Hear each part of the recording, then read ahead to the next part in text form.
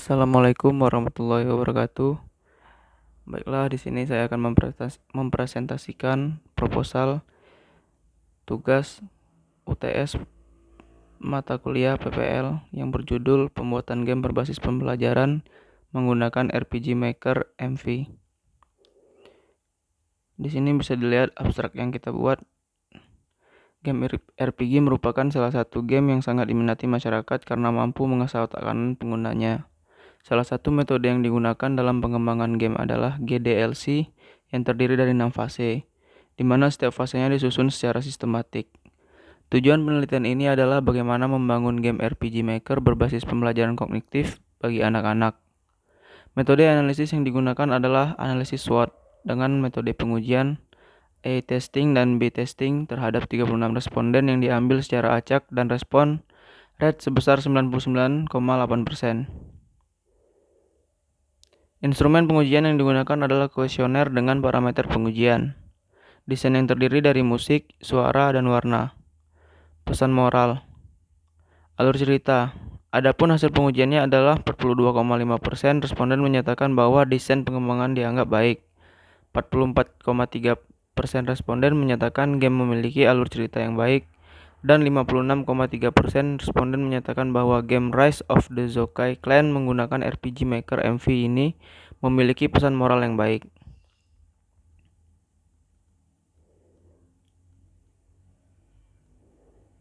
Metode penelitian yang kami gunakan adalah observasi, daftar pustaka, kemudian analisis data, pengembangan aplikasi, dilanjutkan dengan pengujian aplikasi.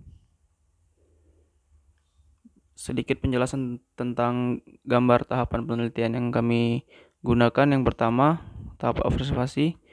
Proses melakukan uji coba dengan memainkan beberapa game yang serupa dan mengganti beberapa parameter, yaitu jalannya game, warna game, dan pesan moral yang ada dalam game-game tersebut.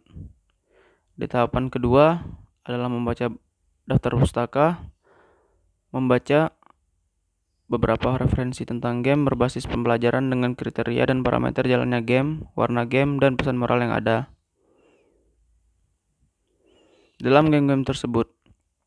Tahap ketiga adalah tahap melakukan analisis data. Analisis data dilakukan dengan menggunakan analisis SWOT. Analisis SWOT adalah metode perencanaan strategis yang digunakan untuk mengevaluasi kekuatan, kelemahan, peluang, dan ancaman dalam suatu proyek atau suatu spekulasi bisnis. Keempat faktor itulah yang membentuk akronim SWOT atau Strengths, Weakness, Opportunities, dan Threat. Proses ini melibatkan penentuan tujuan yang spesifik dari spekulasi bisnis atau proyek dan menggunakan framework Game Development Life Cycle atau disingkat GDLC. Metode pengembangan ini terdiri dari beberapa tahapan secara sistematis dengan 6 fase utama, yaitu inisialisasi, praproduksi, produksi, testing, rilis versi beta, dan rilis versi lengkap. Di sini bisa dilihat gambar model GDLC.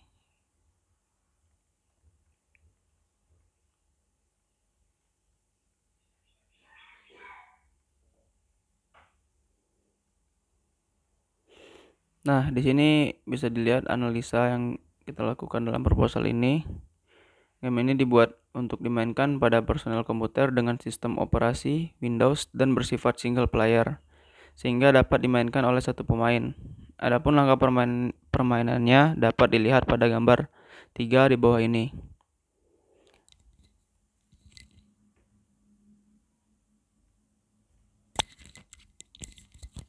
Nah, di sini bisa dilihat flowchart game pada proposal ini.